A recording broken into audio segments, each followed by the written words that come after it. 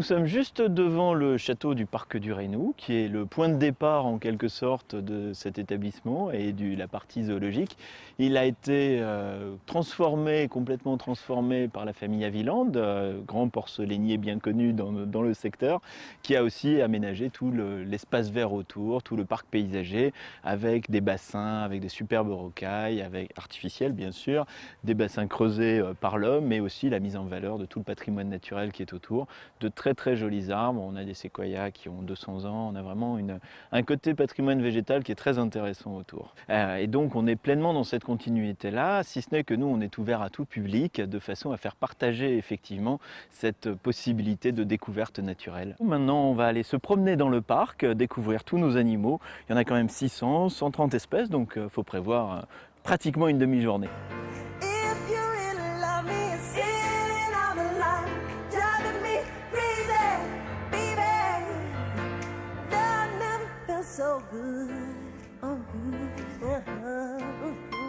C'est une de nos dernières nouveautés. On a les tapirs qui sont juste là. Enfin là, il y en a un, l'autre, il doit être en train de faire la sieste quelque part.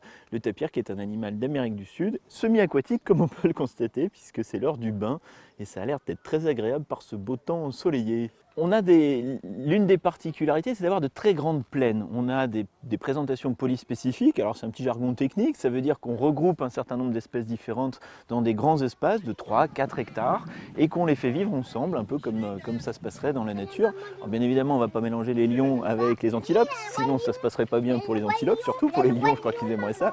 Mais par contre, on essaye de mélanger ensemble des zèbres avec des antilopes d'Afrique, de mélanger dans la plaine asiatique des buffles avec des onagres, avec des cerfs de Duvaucel par exemple, qui sont des espèces qui peuvent se côtoyer dans la nature.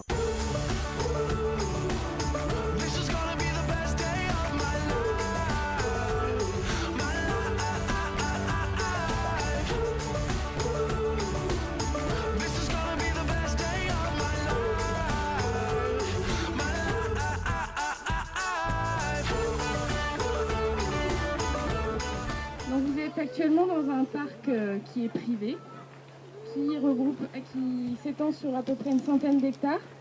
Nous avons à peu près 45 hectares de gros animaux et le reste, comme vous pouvez le voir, qui est très verdoyant et qui permet de regrouper la faune locale. Les deux jeunes mâles qui sont de l'autre côté, qui ont 1 an à peu près, qui viennent d'arriver aussi. On a une zone qui est très azotée et donc c'est les orties qui poussent en premier.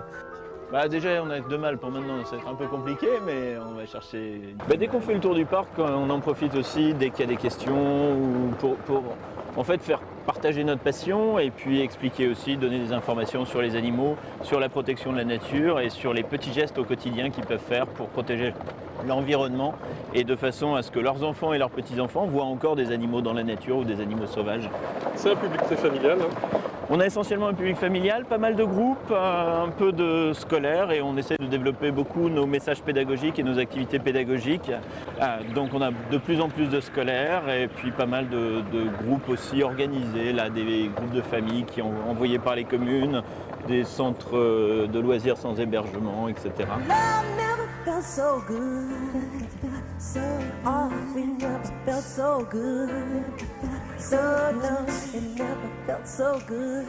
Notre promesse principale, c'est de voir des animaux sauvages dans un cadre sauvage. Je dirais que c'est ça notre plus grande particularité, c'est d'avoir à peu près une centaine d'hectares de pleine nature, avec des végétaux qui poussent, avec des arbres, avec des zones beaucoup plus paysagères, beaucoup plus travaillées, mais aussi à la base vraiment 100 hectares de nature, dans lequel on a aménagé des vastes espaces pour installer de la faune sauvage. On ne travaille pas non plus en insémination artificielle ou ce type de choses, on laisse la nature se débrouiller et ça se passe en général très très bien.